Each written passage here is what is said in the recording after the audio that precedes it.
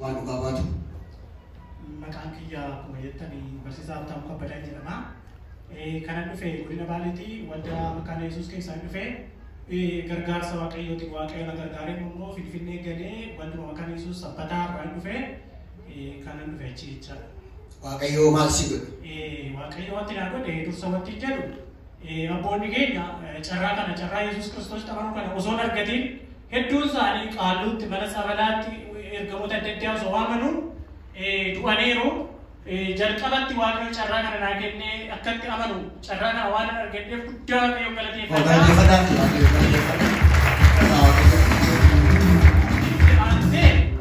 Namoota jabaatanii seetan abbaan subaa amantii garaagaraa fakkeessee dursee biyya keenya kana weeraree caasaa isaa diriirfatee namoota baay'ee akka isaatti ajjeeseera. Har'a immoo namoota jabaatanii lubbuu isaanii kennanii amantii kana Yesuus Kiristoos amanuu kana nu biraan gahan Waaqayyo isaan eebbisu, Waaqayyo isaan jabeessu jechuun barbaada. Maaliif kana jedheen yeroo dheeraa mana qaalluu keessa, mana sabalaa keessa lafaa kiimeetti hunduma isaa argachaa ture. Baay'ee seetanii taphataa ture lafa kana keessatti. Kana hunduma isaa argee dhumarratti Waaqayyo dhugaa isaa karaa gooftaa Yesuus Kiristoos na agarsiisee televezyiiniidhaan warra akka raajota amma Waaqayyo nuuf taasise kana warra akka Masarat, warra akka Iyyuufaa, warra akka Geetahuufaa nan argee gaafa arguu seexanoota abboonni keenya duraan gabbara kana qaalluuwwan kana ilma naa gale maqaa Yesuus Kiristoosiin iyyanii baasa nama keessaa ba'an argee gaafa hin jedhu jalqaba mucaa tokko nu harkaa dhukube seexanichi seexana hamaadhaas sassalataan hiina qeessi amantii ortodoksii gaafatti fidnu sabala baattii tokko irratti fiteeti nagaenya seexaan sila hone hiduu wala sabaluu jedhe sabala gubbatti arseemaa baay'ee achitti rakkachaan ture hirumaa maal godha seexanichi seexani abbaa sobaati namni ammallee kana beekuu danda'u. Galateeffadhaa seexanni abbaa sobaati.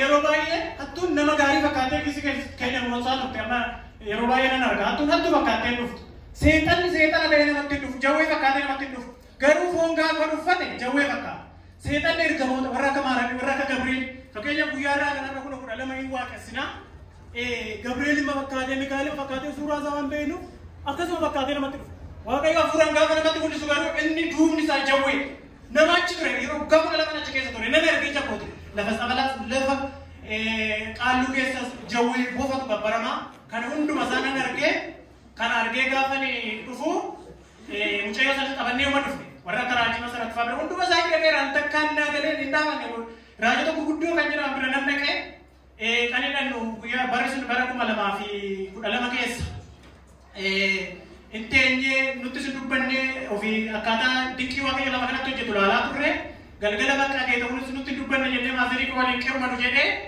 dhumarra isaa lamarra yeroo ba'u dhaqaanu karra baanee achi yeroo baanu namni Waaqayyo gaastanii kadhatan dhumarra ani immoo wanta lafa sanitti argee dabtara tokko barreessee kiisii keessatti baadhee bakka carraa argadhetti seenaa kana nassaa jedhamee baheera barsiisaan tokko waan baay'ee barreessitee kiisitti baadhee deemtaa dafee as baay'eedha namni Waaqayyo yeroo isaa kana jedhanii ani Geetahuun bichaatti dadinaanis argee waan ta'eef Geetahuunis miti maal jechuudha. Ati nama biraan beektu isuma beekta malee achumaan natti dubbatatte waan yaadaa jirtuu fi karaa nama biraa Waaqayyoodhaa koo eegatte waan yaaddu qabdu jecha isaati na. Iyyaanne.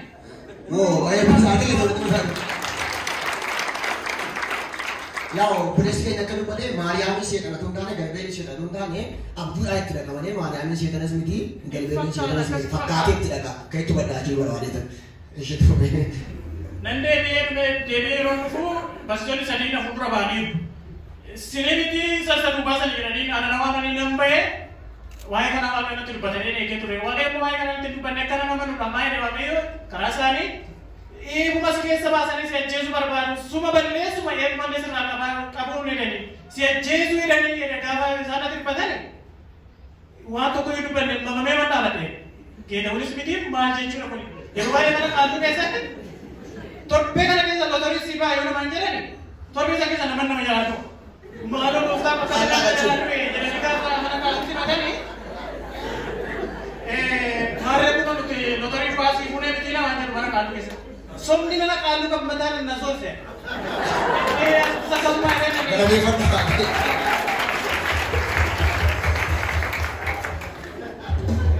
namni wallan jiru namni waan jiru kun immoo maal jechuudha maal jedhee bakka waan bita manatti gala Ismail itu bakal ada wama acik adu aja sudah bakal. Nama tu kau apa mandi waktu Tapi kalau tidak nama tu kau gaji doang deh, misalnya kau kalau berhasil tu doang deh ni. Akhir gas bisa kau masa kamu nak adu sana aja tiada ada teman jadi, kurungo yang ada waktu itu tiwana ada waktu itu. Wana ni ada ni waktu tu. Wana ada bicara. Nani ada saat tu nama ni वो सारी वाली तीन बिसरा साल masih mojala si basera si sinjara wakai orang anjara. Oh, kalau dia fanda wakai orang, kalau dia fanda.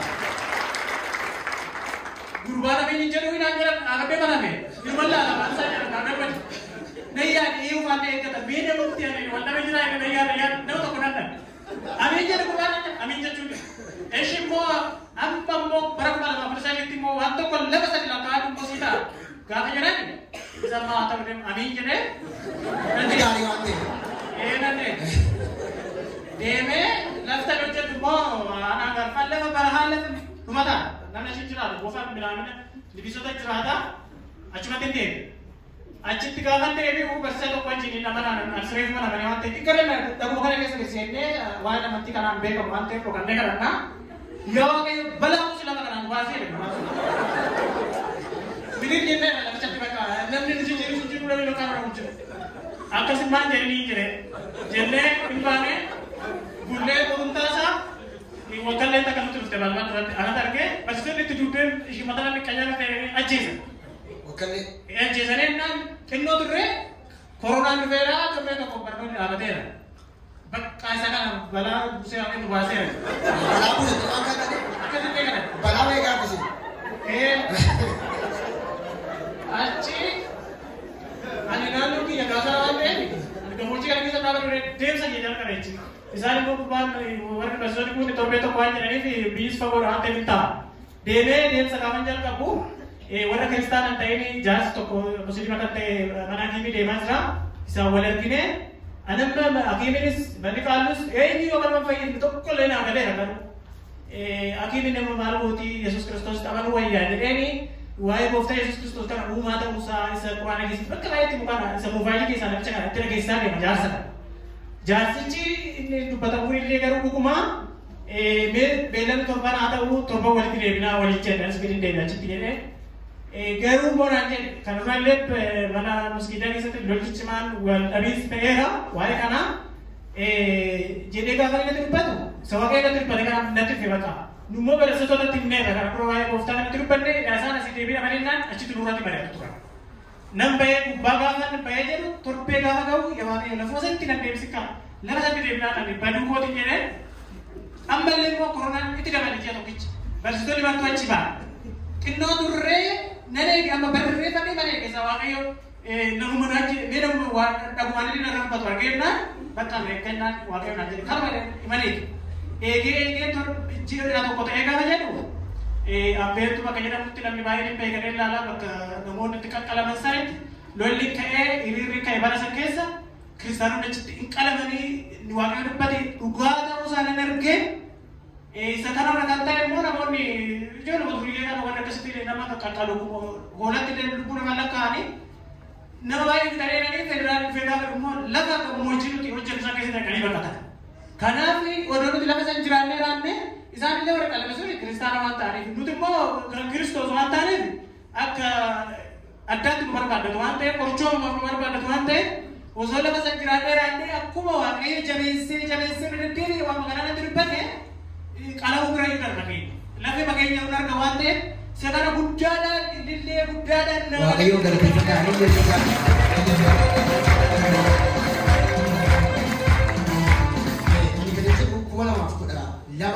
Waaqayyo waldaa fafeenaa keessatti gaafa achirratti wala waan fudhatama waaqayyo sitti dubbate waan sadii akkasii ta'us dubbate.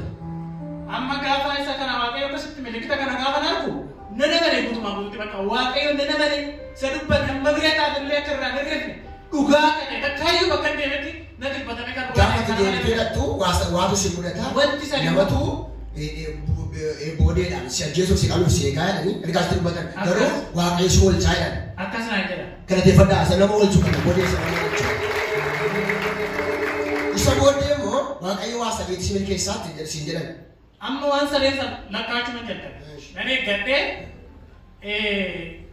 jini torbarmatee maskaramee qanii ga'u amma illee lafa duraa sanitti dura bu'aan keenya saafatu nama daftee dhuftu malee inni kun jedhee achiileera akkuma barbaade lafa sana argeera waan ta'eef achi nam fiddu yoo waaqayyo jedhe lafa sana nam fiddu jedhe maskaramiin hin ga'e mindaan kee qaamaa hin deebita achitti deemuu qabda naan jedhe rumaan ani wanti bilbila masoota keessa ani immoo sagalee kana dhageera waan ta'eef lafa sana inni akka murteeffadhe taa'ee wasuma kana eegu waaqayyo akkuma naan jedhe waan guddaa naa qopheessee Finfinnee beeksisni barsiisummaa hin bane yeroo bilbilee gaafatu Amaariif hin dandeessu jireenya Finfinnee hin dandeessu Amaariif hin dandeessu naan jedha dhuguma Amaariif hin danda'u waanuma fedhe haa ta'u jedhe kan ammaa waaqayyo kan balleessanii kan ta'e fudhatee namni na dubbisee gina harkisu balee majalaa deemee dhaqee dorgomee danda'u Amaariif danda'u.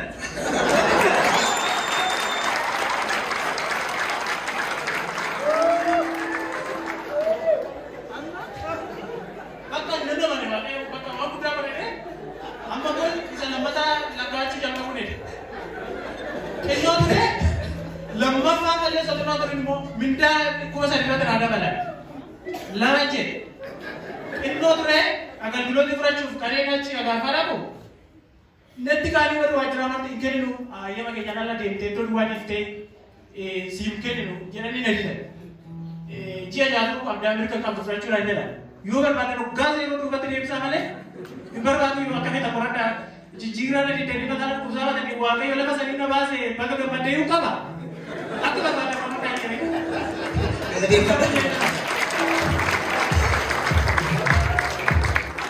Anda ada kamu waktu dah di sini, dokumen ini ada berapa beri sini ada ni jadi ada ada mana soal ini. Nubiri jangan ada ni ada sana itu mana ada sana. Kerana pindah jalan mana. Tenor tu dia jadi. Pada tadi kita jadi walda buku jalan sampai pindah ke sana. Kau fara kamu cuci ada mana. Osonne wakai kamu beli kerana apa tu kau? Guddina gara guddina si dabar sera daga gal guloti ka fardu nake non so da de mo jari da yaron da ke da bisa jari nan shake wo bin da to de mo abdi wa kana nek ane yanda bu dubani tito ko jira kana gamte nati kanu de dokumenti nan ta isu ya ga ta fiti nan shake ruwan tawo e junte rufte fada nani fada amma so da de yoro da pregesu no la ni tempo o sente biro kes so de chat ma dugo nan sen Ida waktu gue gara-gara agak sisir, dikit agak sisir. Cinta di sini, nagatin na. Gua kagak bilang kan gue ini kan saya semua tahu apa dia lanjut. Kagak bilang ini ada kita. Waktu yang mana bunda sana rawatnya, waktu tahun dua mereka kan dia sana gua udah pasang.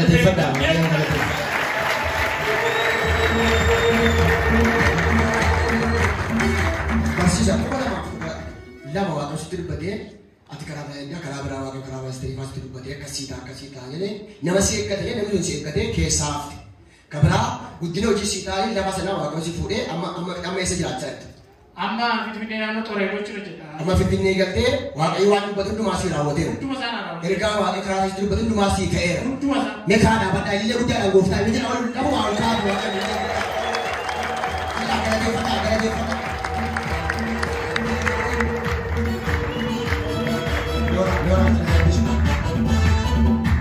ini tayada bayi wanda mani buda kumala maaf kuda lama waktu terbete kumala maaf kuda lama waktu karasa ani terbete ini nama berani buda nama duku fata berage sidiati ofiki itu tuh duku fata berage sidie duku fata berang fayud af edle nama sana habis fayud ni tane garu waktu musik kakak berbe walau duku fata sana tuh irga itu berbatamin adwai kita cenda kamarita wai mazri faaf cenda kamarita waktu musik syarikat ganama kada waktu syarikat amin jala apa Wan sila kisah ganama kada waktu syarikat amin Aki nama beraya gajita ganama beraka para pada kita garu waktu syarikat kasih syarikat terlalu karena nama beraya waktu imah kesi karena dia pada waktu benar kalau ada kasih waktu beruntung tu situ pada mentusite untung saya tidak boleh karena apa karena kami tidur karena wanda karena pasti di pagi dan berpada kami tidur ya yerora ni tidak gini selalu sana cuma jadi se aci wanda mjoftu amma tidak gini nanti nargane ni mo dokumenti ki ana ko reni amma dokumenti ki aci sahabat tu tidak gini mau dia mantan dokumenti ki sahabat de yerora wanda ke don chal mere dufu isane ke ada amale maniru acit baratani dan jenam bilbilan agin nani nangale egesi sak bilbilemu dufe bara baik nama tu mereka di pada wakai. Yang mana yang dia bersisa adalah Waa waaqayyo godhee gocha waaqunaa godhu dhoksuu hin qabu. Lama isaan jirattan deemee dhugaa baadhee eeda dhufee siree kaffalee addana bulee fuula keessa biraa batee dhugaa ba'aa jira. Kanaaf waaqayyo galateeffadhaa fi. Barsiisaa gara fuula duraatti waan waldaa kanaas haa ta'u maal jettu maal qabda? Ani walumaa galatti akkuma isiniin jedhe jiila guddaa qaba. Seetan akkuma isiniin jedhe karaa garaagaraatiin ergamoota fakkaatee nama baay'eetti fayyadamaadha. Karaan jireenyi gooftaa Yesuus Kiristoos duwwaadha. Warruma Yesuus Kiristoos kana lallaban, warruma Yesuus Kiristoos kana wangeela isaa hojjetan karaa adda addaatiin humna hin qabu hundumaan ilman deegara gara isaan afaan hin ta'a walumaan hojjetaa jira. Waaqayyo ishee eebbisuun kabajanii